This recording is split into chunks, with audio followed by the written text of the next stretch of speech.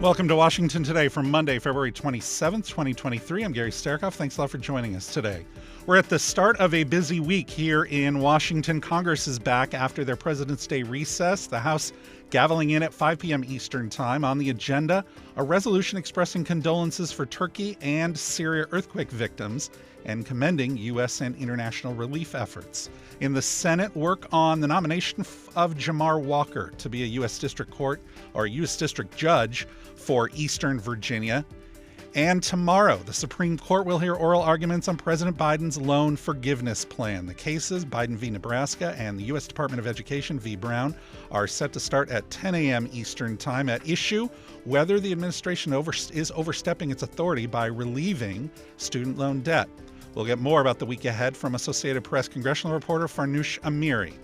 According to a report by NBC News, the Energy Department has concluded that, quote, with, quote, low confidence that the COVID-19 pandemic likely originated from a lab leak in Wuhan, China. The news was first reported on Sunday by the Wall Street Journal. The NBC report says key lawmakers on both House and Senate Intelligence Committees were briefed on the report by the Office of the Director of National Intelligence last month. We'll have congressional reaction to this report coming up.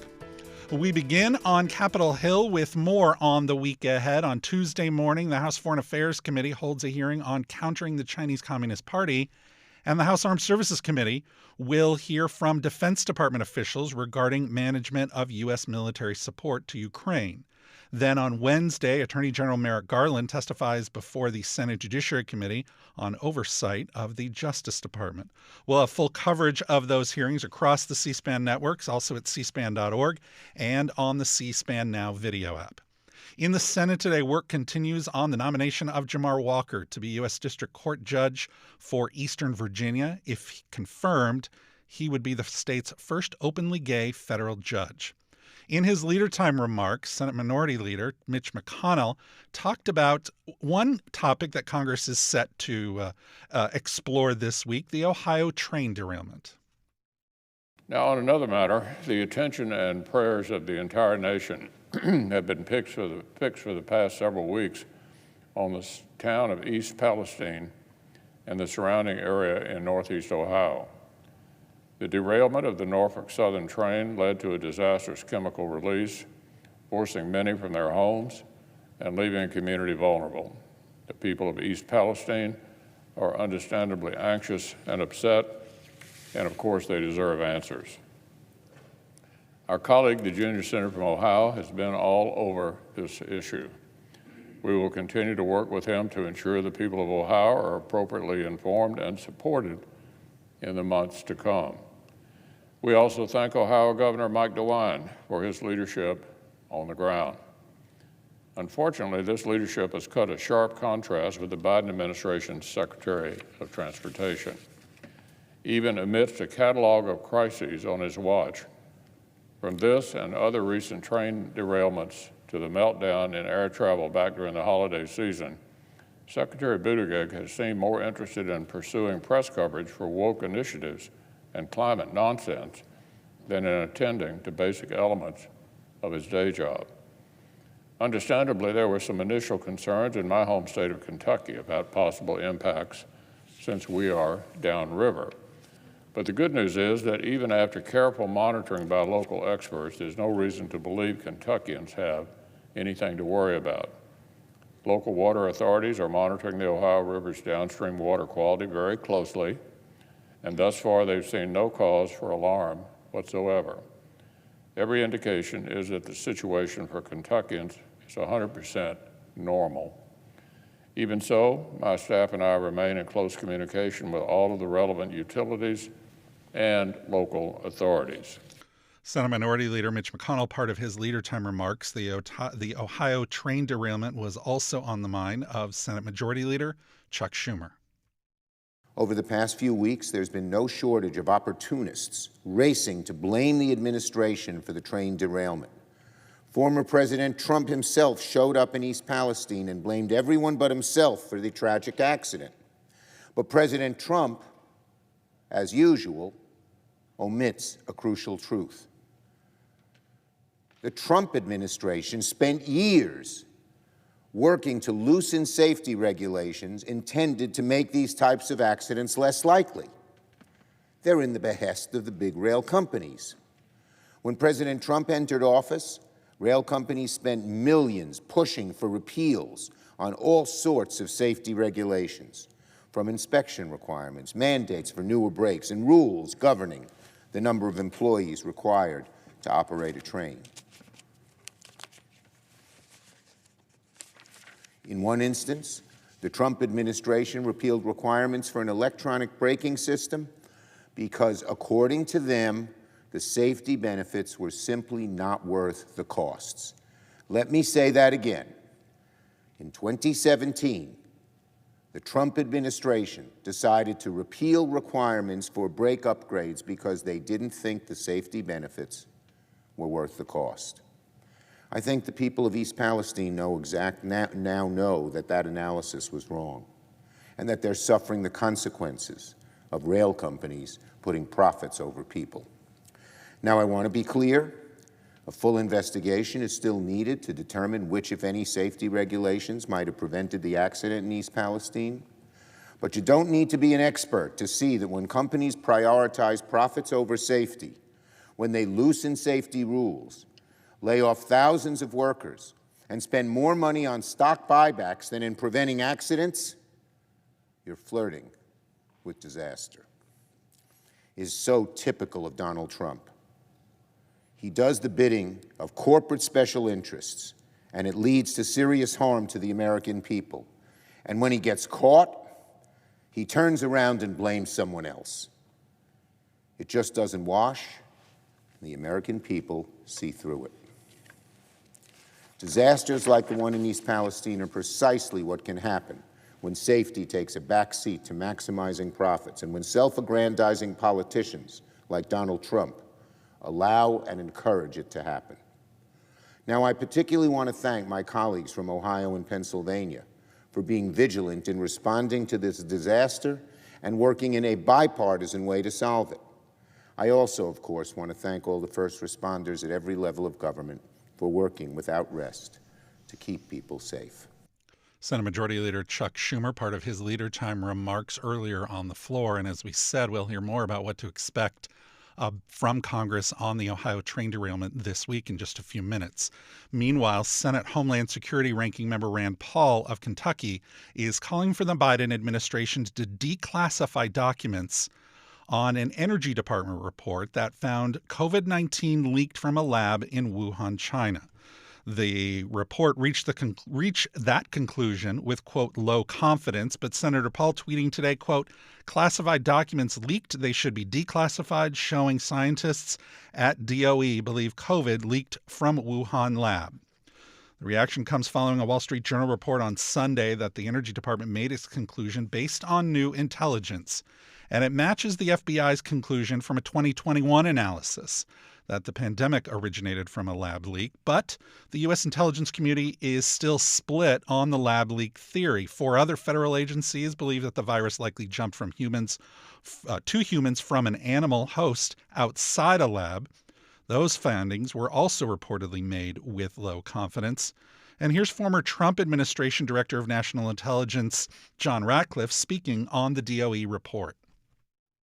Well, I'm not surprised. In fact, I predicted that there would be a shift among all of the intelligence agencies because, you know, Dana, frankly, the idea that the COVID-19 virus was of natural origins has always been at odds with our intelligence. I mean, from my first day as the director and looking at that, that was very clear. And I think what you've seen is back in April of 2020, the intelligence communities unanimously agreed with the scientific community that this was of natural origins.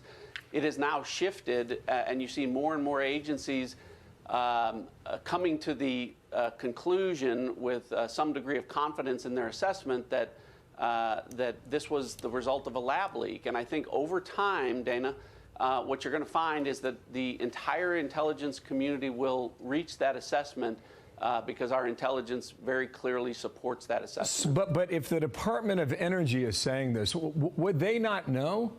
Well, What I didn't understand about Jake Sullivan's comments is the Department of Energy has been involved, like their intelligence components have been involved with this from the beginning. And, not to get too technical on this, Bill, but from the beginning, it has been clear that scientists have not been able to explain why there's something called a furin cleavage site within the genetic makeup of the COVID-19 virus. And that's why you had these scientists privately in emails conceding, I don't know how this occurs in nature.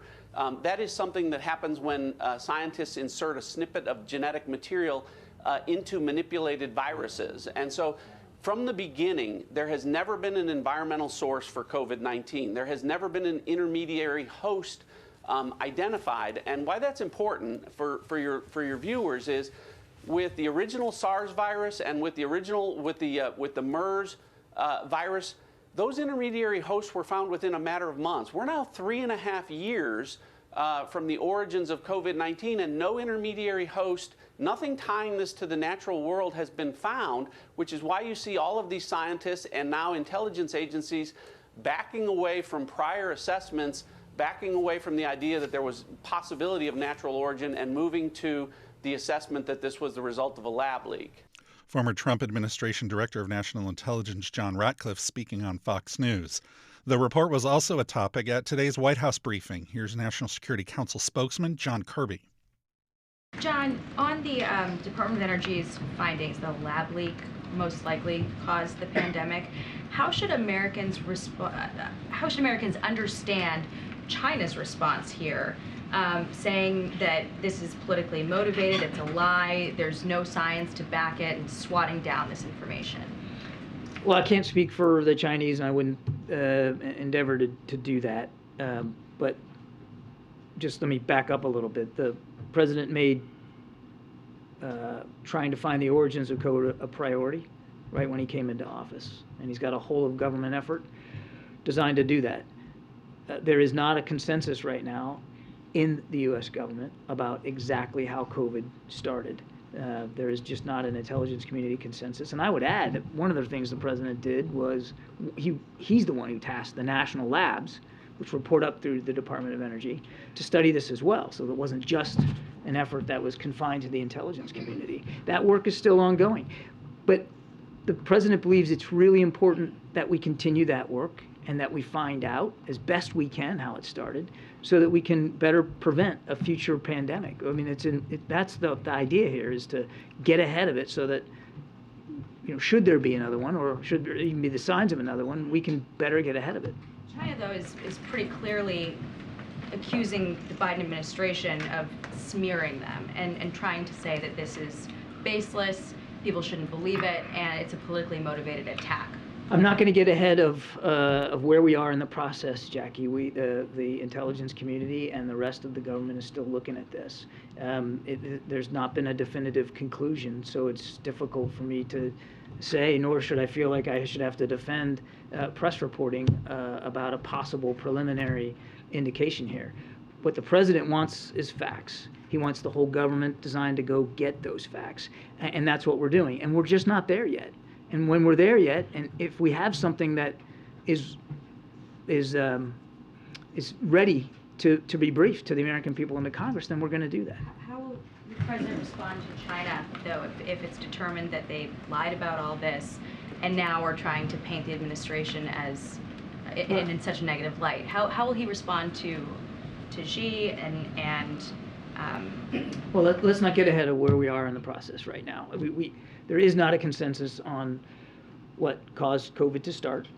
The president wants to understand that so we can prevent better future pandemics. He's made that a priority, and we don't have an answer to speak to. And so given that we don't have a consensus, it would be foolish for me to get out ahead of speculation on hypothetical situations to come. We just aren't there yet. National Security Council spokesman John Kirby. And as we heard, the Chinese Foreign Ministry is dismissing this new report. Spokesperson Mao Ning said, quote, certain parties should stop rehashing the lab leak narrative, stop smearing China, and stop politicizing origins tracing. Here's more with John Kirby. Follow on the lab leak theory. Back in October 2021, it was also the case that there was no consensus from the intelligence community where COVID came from. Without revealing sensitive information, has the IC gathered new information, new intelligence since then that might have led DOE to draw a different conclusion? We, again, without confirming the press reporting on the Department of Energy's work here, and the context for them is that they run the national labs, and the president wanted the national labs involved here. Again, a whole of government effort. The work is still ongoing. There hasn't been a final conclusion arrived at here, and not everyone in the intelligence community or across the government necessarily has come to a consensus view here on how it started. But I want to go back to what I said before, and that's that the president believes it's important to know so that we can better prevent future pandemics. And obviously, regardless of what the source is, it's important for people to know that scientific research can still occur, needs to occur, in a safe and secure manner. National Security Council spokesman John Kirby at today's White House briefing. The Supreme Court will hear oral arguments for two cases tomorrow that challenge President Biden's student loan forgiveness program.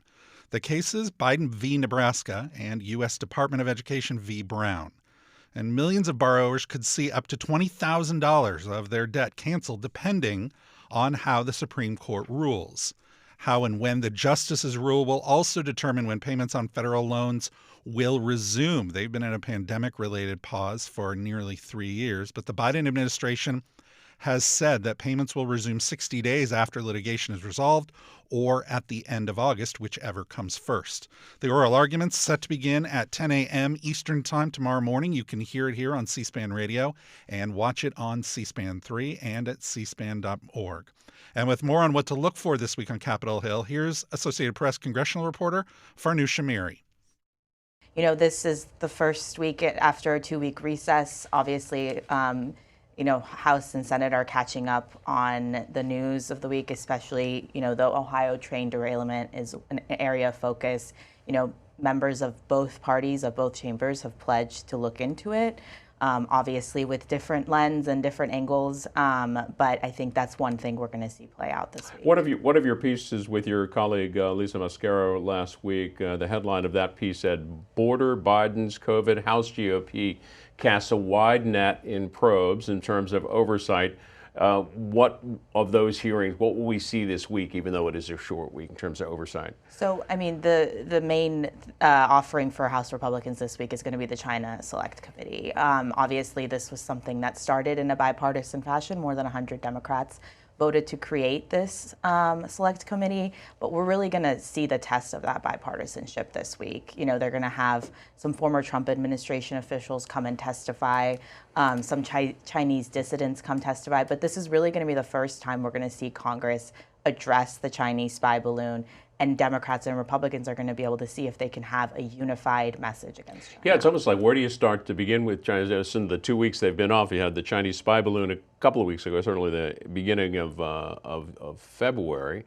Then the recent efforts by the Chinese to call for a ceasefire in Russia. So certainly the agenda for that select committee just got a little wider. Yeah, and I think that's going to be a challenge for them. Like, how do you focus? China is a large country. It has, wide geopolitical, influence and reign. And so they're, going to focus on both domestically. One of the issues that, you were showing clips of Mike Gallagher on Face the Nation. And one of the focus areas is going to be, how China cracks down on U.S., people on U.S. soil. These outposts, these police outposts that they have in cities like New York City. So that you're going to see some of that, but I think we're going to see more of a unified message in the beginning, but it's unclear if that'll last.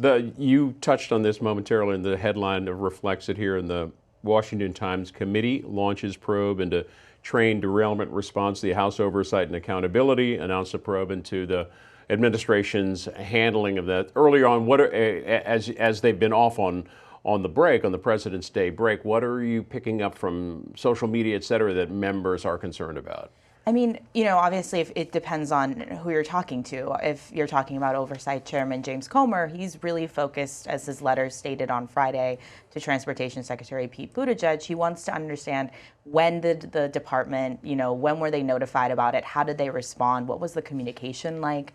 And, many people, similarly to the Chinese spy balloon, many Republicans believe that Buttigieg and the Biden administration as a whole did not respond as adequately as they could have.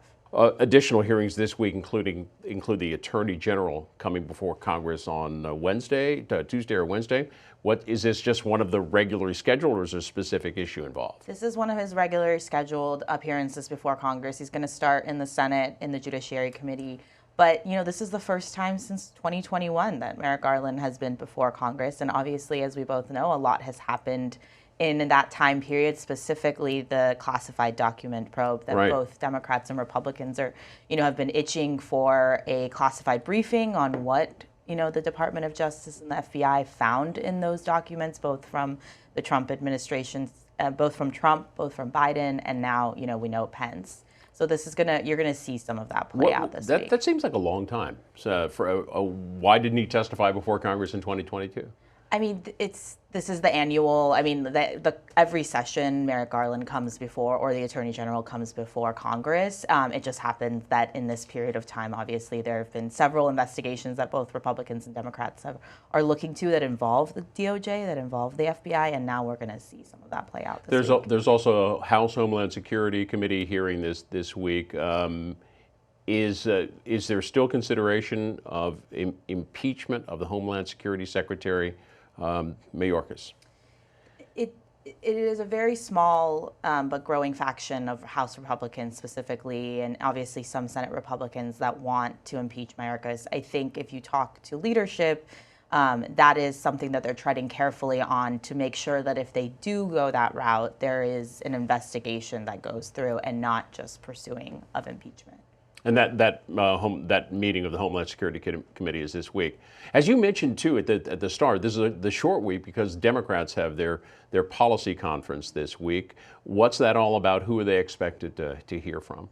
So Biden announced that he would be addressing House Democrats Wednesday night, and then he'll go and do the same to Senate Democrats on Thursday. But this is different than when he came to Philadelphia last year to talk to House Democrats. They had full control of Congress, and now they're looking at a divided Congress. They're looking at Republican control in the House. So the message is not going to be the same one of optimism about legislative achievements. It's going to be, how do we get back the House in 2024? And obviously Biden, we're all awaiting his announcement for a re-election, so I'm sure he's trying to garner support from the Congress. In past years, Republicans have held similar sorts of policy conferences. Are they planning to do a similar thing this year?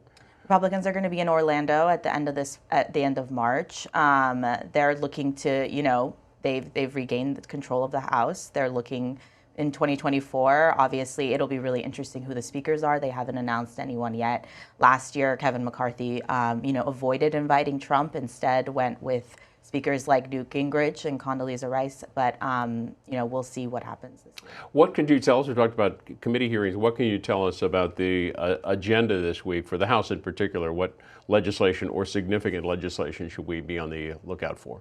This week, as you mentioned, because of the House Democratic retreat, is a lighter legislative week. We're going to see some resolutions in support of, aid and helping out the communities in Turkey and Syria who have, suffered from that devastating earthquake. But mostly we're going to see, the Select Committee on China is going to be their biggest offering this week, and we're going to see how that plays out. Associated Press congressional reporter Farnoush Amiri on Washington Journal this morning. You can see the entire segment at cspan.org/Washington Journal and on our C-SPAN Now video app.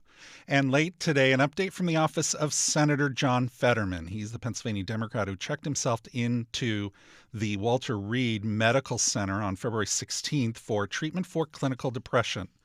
His communications director, Joe Calvello, released a statement earlier today, which reads in part, quote, "John is doing well, working with the wonderful doctors, and remains on a path to recovery.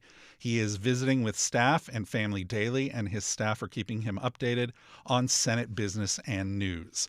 Our team is moving full speed ahead and working tirelessly for the people of Pennsylvania.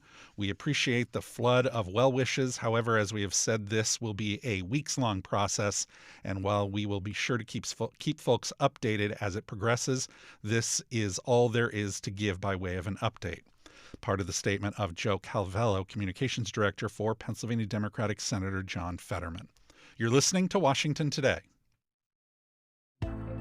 C-SPAN Now is a free mobile app featuring your unfiltered view of what's happening in Washington, live and on demand. Keep up with the day's biggest events with live streams of floor proceedings and hearings from the U.S. Congress, White House events, the courts, campaigns, and more from the world of politics, all at your fingertips. You can also stay current with the latest episodes of Washington Journal and find scheduling information for C-SPAN's TV networks and C-SPAN Radio, plus a variety of compelling podcasts. C-SPAN Now is available at the Apple Store and Google Play. Download it for free today. C-SPAN Now, your front row seat to Washington, anytime, anywhere.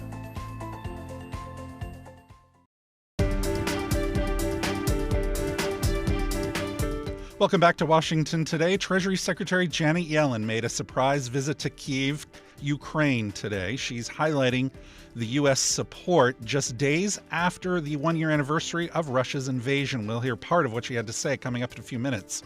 China has accused the United States of, quote, endangering peace and stability in the Taiwan Strait after a Navy jet flew through the area earlier today. Chinese Army officials said in a statement, quote, the U.S. side's actions deliberately interfered with and disrupted the regional situation and endangered peace and stability in the Taiwan Strait.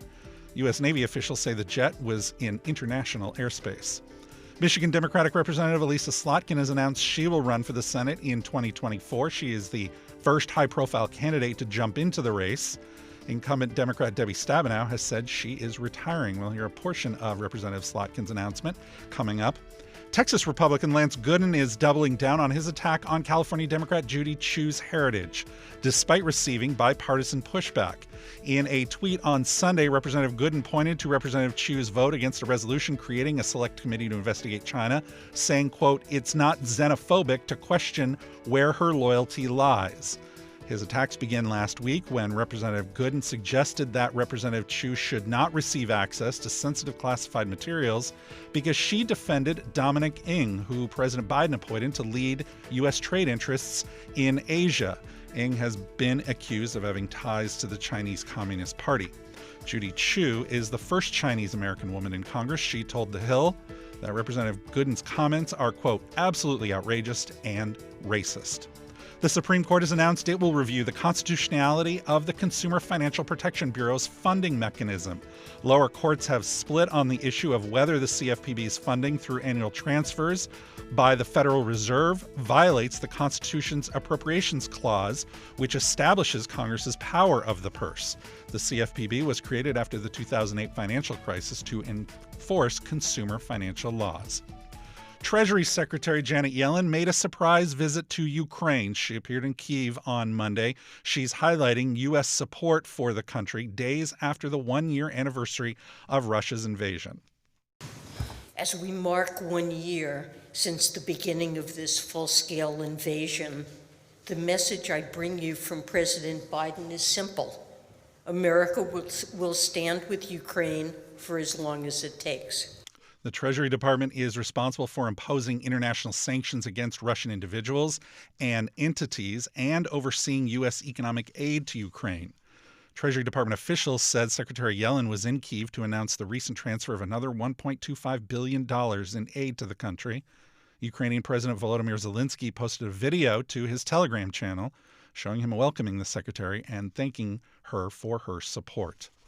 Last week, Russian President Vladimir Putin announced that Russia was suspending its participation in the New START treaty. That's the last remaining nuclear arms control agreement between the U.S. and Russia.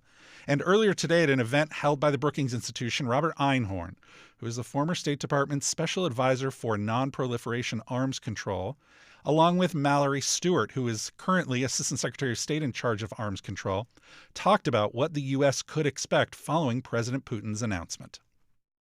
to my knowledge, they haven't said anything about all of the notifications, the data exchanges, all of that, which give us a much clearer understanding of Russian strategic activities. You mentioned that we have approached the Russians to try to get answers. Have we gotten any clarification? What's your assessment of the activities that they're going to suspend? So aside from the information that you just recounted, we haven't received any formal notifications with respect to the treaty that suspends additional notifications, right? So we're following, as you are, what the Russian government has said through its speeches and communications beyond the formal treaty notification process. The suspension hasn't been officially effected yet, in the sense that we're still receiving notifications as recently as today under the treaty, regular notifications. But we expect that as soon as that suspension has been formalized, that those will stop, pursuant to what we've heard from our Russian colleagues. So we're trying to follow up with them to truly understand what else could be included in the suspension and what could be continued. But right now we expect it will just be the launch notifications under that 1988 agreement, and that they said they will abide by the actual numerical limitations. Whatever they're prepared to do, is the Biden administration prepared to continue providing the New START mandated notifications regardless of what the Russians do? Yeah, we're looking at the available options right now. I think it really will depend how this suspension is affected, how it moves forward, what the reasons that they actually formally provide us for it, and what they end up providing in terms of information. I think, we're not sure. Right now, it's very much an open question since we haven't seen their formal notification.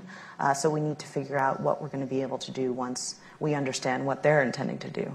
That's Mallory Stewart, Assistant Secretary of State for Arms Control, speaking at the Brookings Institution earlier today. And reaction today from the comments made by CIA Director William Burns. He told CBS's Face the Nation that the U.S., quote, is, quote, confident that China is considering providing Russia with lethal equipment for its war against Ukraine. Here's State Department spokesman Ned Price. On military support from Beijing for Russia's war against Ukraine, the Secretary said on Friday that it could make a material difference on the battlefield. Do you have any more on that assessment? What kind of impact would that have on the conflict? And is there a possibility that that kind of lethal aid coming from Beijing could severely undercut the sanctions strategy, maybe rendering it ineffective altogether? Well, a couple things. One, the strategic course of this war has been set from the earliest moments of President Putin's invasion. This has been a strategic failure from the earliest days when President Putin sent his forces across the border in an effort to topple the Ukrainian government, to subjugate the Ukrainian people, to erase Ukraine's identity, and to deny its democracy and its freedom. Of course, that has failed. It will continue to fail. And we don't envision anything changing that strategic outcome for Ukraine or for Russia for that matter. Nevertheless, if a country like the PRC were to provide lethal assistance to Russia for use in Ukraine, it would obviously have dire consequences for the people of Ukraine. We've seen the impact that the provision of Iranian-produced UAVs has had in Ukraine, the way in which these drones have targeted civilian sites, have targeted energy transformers, energy production facilities as well, the way in which President Putin has sought to enlist them in his effort to weaponize winter against the people of Ukraine. Now, of course, the PRC has at its disposal technology and resources that Iran doesn't have, and so one could imagine the implications of the provision of significant amounts of lethal assistance. It's for that reason that we don't want to see it happen. We're continuing to warn very clearly about the consequences that would befall Beijing should it proceed down this path. Ultimately, Beijing is going to have to make its own sovereign decision.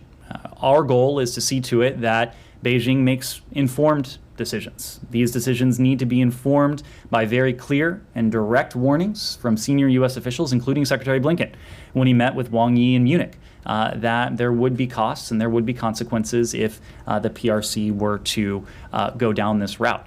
To your second question about sanctions evasion, this is something that we are always taking a close look at. Sanctions and sanctions enforcement, it's an iterative element. It's an iterative activity in which we engage.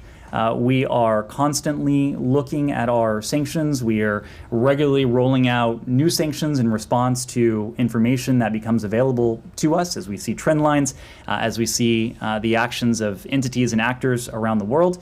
In fact, you saw a number of those, to put it mildly, rolled out on Friday, but we're also always working with countries around the world on the question of sanctions enforcement. That is to say, not new sanctions, but working with allies and partners to see to it that we are all enforcing the sanctions that we have collectively put on the books. In some cases, we're doing that to make sure that there's not over-compliance, especially when it comes to the flow of humanitarian goods and humanitarian services, and we've been very clear about that when it comes to food and fertilizer emanating from Russia. But in some cases, we are working on sanctions enforcement to make sure that everyone is living up to the commitments that we have made using our domestic authorities or that blocks of countries have made collectively. State Department spokesman Ned Price earlier today. And where does U.S. support for Ukraine leave U.S. military readiness in the Pacific? That was the question posed today to Army Pacific Commanding General Charles Flynn during a conversation at the American Enterprise Institute. On a scale of, say, 1 to 10, particularly you, General Flynn, how concerned are you that what is needed to help continue to decimate the Russian threat by the Ukrainian military might impede our ability to assist regional allies in Asia? Yeah, well, our forces are ready, so I don't have a readiness concern. And if I tie together the previous question, the other thing I think that's a lesson that I think is important for our forces being ready and being forward is, as you're seeing in Europe, our weapons work compared to some other countries. And there's confidence in the region about our systems, Javelin, HIMARS, Stinger, you name it. So again, I think that our positioning forward through the ways that I was describing creates conditions for operational endurance, and it increases the confidence of our allies and partners and our interoperability. So, you know, the Secretary and I and the Chief, we've had a number of conversations. They're continuing to go on about prioritization. It's a challenge across the world. Because of the global commitments, and that's particularly true, I think, for the Army. I can't speak for the other services, but I would just tell you that the 3 ways that I was describing through a training center in the region, pathways, you know, again, if you think back to how we got into the particular stance that we are in Europe today, they have a training center in Europe. They had Operation Atlantic Resolve. They had EDI. That just didn't happen overnight. It happened over the span of about 5 to 7 years. And so that staying power that the Secretary was talking about is what we seek. Mm-hmm. And so I think if we can stay forward, and to your point, Mackenzie, about Dr. Ratner's comment, 23 is a really important year because the payload of exercises in pathways is really at its zenith here in 23 because it's a Talisman Sabre year. We have PAC Sentry, which is a JTF certification for the TJFLIC, my command, and also Pacific Fleet as the TGIFMIC. And we're going to have upwards of 20,000 forces west of the international date line, joint forces. And then a bulk of those are anywhere between 6,000 and 9,000 for Army forces west. So I think this is an important year to get in position, create enduring advantage, and build out those 3 ways that I was talking about. And so we're ready to do that, and our forces are ready today to be able to respond, if need be, in the event that something goes in the direction we don't want it to go. U.S. Army Pacific Commanding General Charles Flynn speaking earlier today at the American Enterprise Institute. You can find all of these events in their entirety at cspan.org. Michigan Democratic Representative Elisa Slotkin has announced she is running for Senate in 2024. She is the first high-profile candidate to jump into the race to replace incumbent Democrat Debbie Stabenow, who said she is retiring. Representative Slotkin is a 46-year-old former CIA intelligence officer. She handily won a third term in office in November. Here's a part of her announcement video. For me, Michigan is where it all started. No matter where I've gone in my life, no matter who I've met, nothing is more important to me than this place. My call to public service started on 9/11. It was my second day of grad school in New York City, and by the time the smoke cleared, I knew I wanted a career in public service, protecting my country. I was recruited by the CIA to be a Middle East analyst and sent overseas to do 3 tours in Iraq alongside our military. I came back to work in the White House under 2 presidents, 1 Republican and 1 Democrat. But no matter what crises I've lived through, nothing tested me more than when my mom was diagnosed with stage 4 ovarian cancer, and she didn't have health insurance.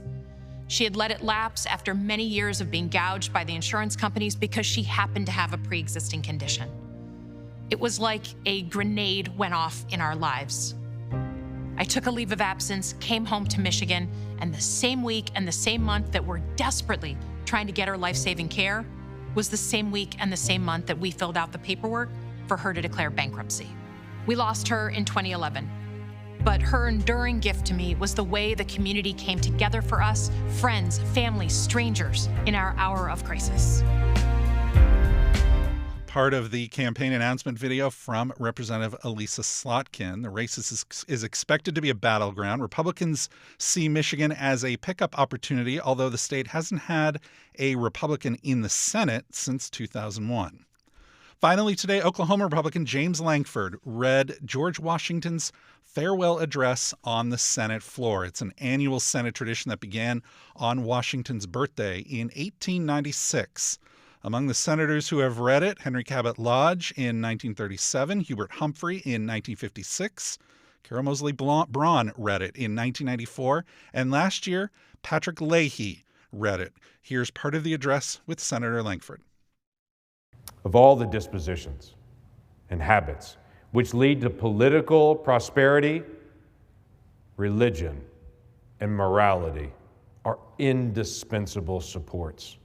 In vain would that man claim the tribute of patriotism who should labor to subvert these great pillars of human happiness, these firmest props of the duties of men and citizens. The mere politician, equally with the pious man, ought to respect and to cherish them. A volume could not trace all their connections with private and public felicity. Let it simply be asked, where is the security for property, for reputation, for life, if the sense of religious obligation desert the oaths which are the instruments of investigation in courts of justice? And let us, with caution, indulge the supposition that morality can be maintained without religion. Whatever may be conceded to the influence of refined education on minds of peculiar structure, reason and experience both forbid us to expect that national morality can prevail in exclusion of religious principle. Oklahoma Republican Senator James Lankford reading part of George Washington's farewell address on the Senate floor. You can see the entire speech at cspan.org and on the C-SPAN Now video app. That's also where you can find this program as a podcast. You can also find it wherever you get your podcasts. And if you'd like more on the stories that are shaping Washington, subscribe to C-SPAN's evening newsletter, word for word. Just go to cspan.org/connect to subscribe. I'm Gary Sterkoff. Thanks a lot for listening today to Washington Today.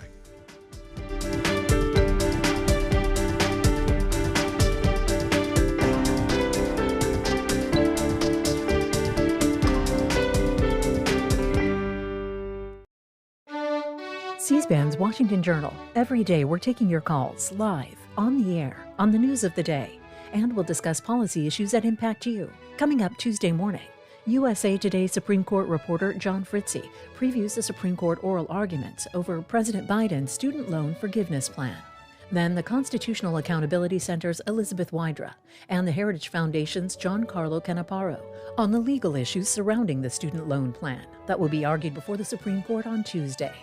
And Punchbowl News' Max Cohen previews tomorrow's first House Select Committee hearing on the Chinese Communist Party's threat to America. Watch Washington Journal live at 7 Eastern Tuesday morning on C-SPAN or on C-SPAN Now, our free mobile video app. Join the discussion with your phone calls, Facebook comments, text messages, and tweets.